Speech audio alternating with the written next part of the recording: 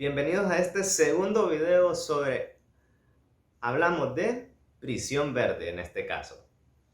El libro de Prisión Verde, que fue escrito por Ramón Amaya Amador, bueno, este libro en sí lo que nos habla es una crítica totalmente sociopolítica a tanto al régimen del gobierno que estuvo en los años de 1940 y además en cómo las compañías transnacionales como la Standard Fruit Company, la Tela Railroad Company o la United Fruit Company, cómo llegaron también a unirse al gobierno y cómo llegaron a literalmente a tener un poder hegemónico en el país de Honduras. En este caso, nosotros nos damos cuenta que en este libro relata en sí la vida que se vivía totalmente del campeño. Debemos entenderte que el campeño es todo aquel chapeador, toda aquella persona que es cortadora de bananos, que es venenero. Todo eso se globaliza como la palabra campeño en este libro.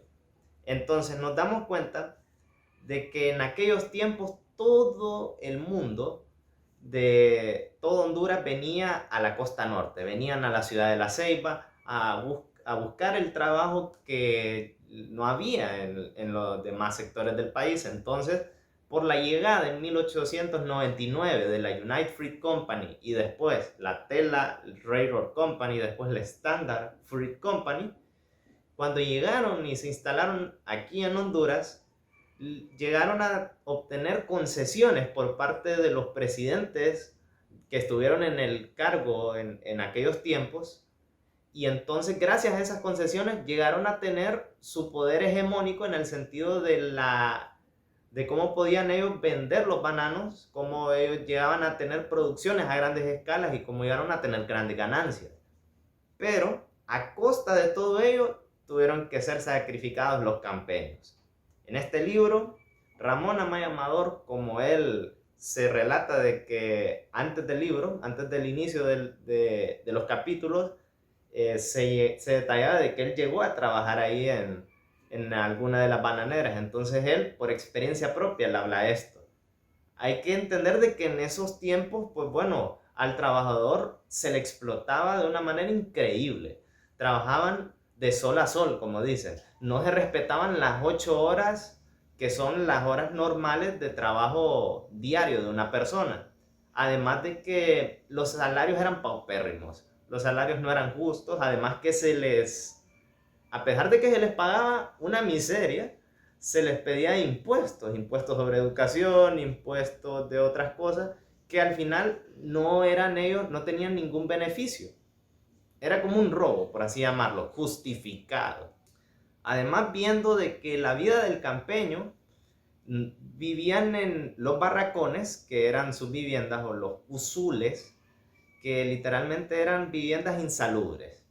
No tenían ningún tipo de higiene, no tenían atenciones médicas en los dispensarios.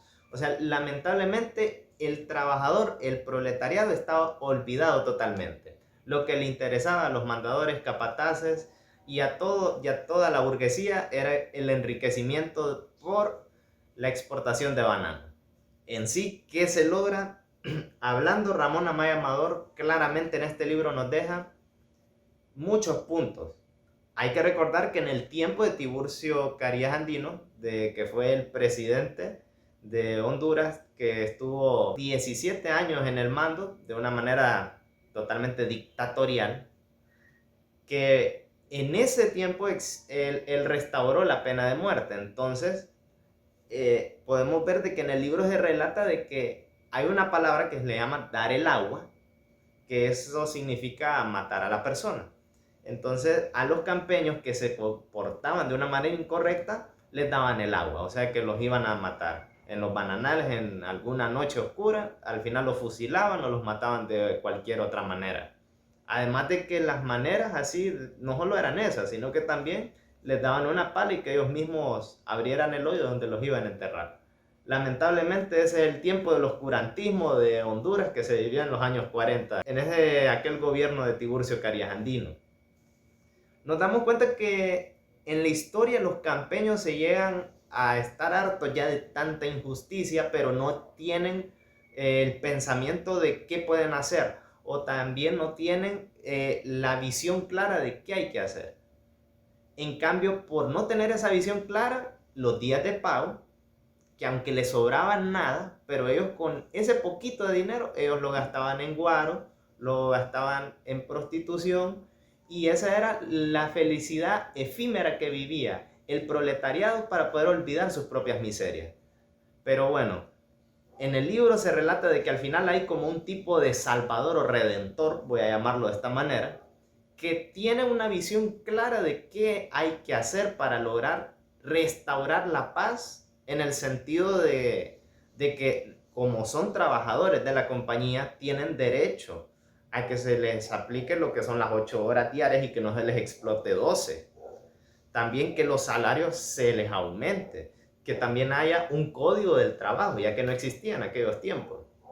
Nos damos cuenta de que en este libro llegó ese pensador.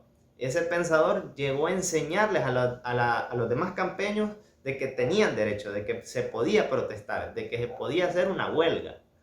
Pero el hecho es de que en este libro se habla de cómo se les llegó a abrir la mente a los campeños de que tienen derecho. Los campeños no podían diferenciar entre cómo solventar un problema entre pacíficamente o violentamente. Ellos se abocaban a la violencia y por tal razón habían problemas de cómo poder surgir un movimiento revolucionario en el país, hablándolo a nivel nacional, que trajera resultados favorables a todo el proletariado. En este caso nos damos cuenta de que por hacer un movimiento huelguista, que eso está excelente, pero desorganizado. En el libro lo relata de que hicieron un tipo de movimiento, pero salió totalmente un error porque no se organizaron bien, porque no lo hicieron de una manera generalizada, sino que lo hicieron en una manera de un segmento nada más, de una finca. Por ese problema, solo siendo una finca el problema, entonces lo solventaron ahí los poderosos, la burguesía, de una manera sencilla, a culatazo, a disparo, de la manera clásica, que en esos tiempos de la barbarie podemos llamarlo así.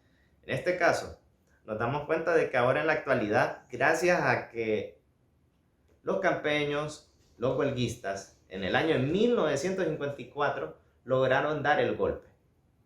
Lograron dar el golpe necesario para que se les escuchara, para que se les llegara a ellos a proporcionar que los derechos que como seres humanos tienen todo el mundo, de un salario digno, de un código del trabajo, y al final lograron, de 32 peticiones llegaron a tener 8, pero por lo menos se mejoró de estar en ese estado de que se les trataba como animales, a que por lo menos se les tratara como seres humanos, por lo menos. Entonces este ha sido en sí el tipo de análisis hablando sobre Prisión Verde.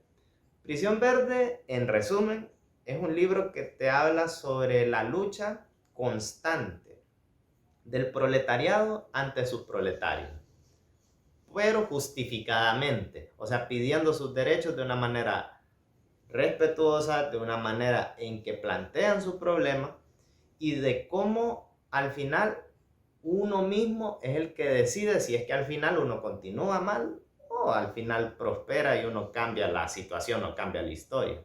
En sí, este es un gran libro que lo sugiero que lo vayan a leer, ya que abre la mente y te hace entender muchas cosas de la realidad nacional que gracias a que ahora nosotros vivimos en este tiempo, en esta época, qué beneficios nosotros tenemos gracias a esta lucha de estos hombres que decidieron ser los primeros revolucionarios que con derecho reclamaron lo que les pertenece, reclamaron los derechos que se les tenían que aplicar como seres humanos, y que al final, gracias a ellos, tenemos lo que hoy tenemos. Entonces espero que les haya gustado el video. Si desean compartirlo, lo pueden compartir y pásenla excelente.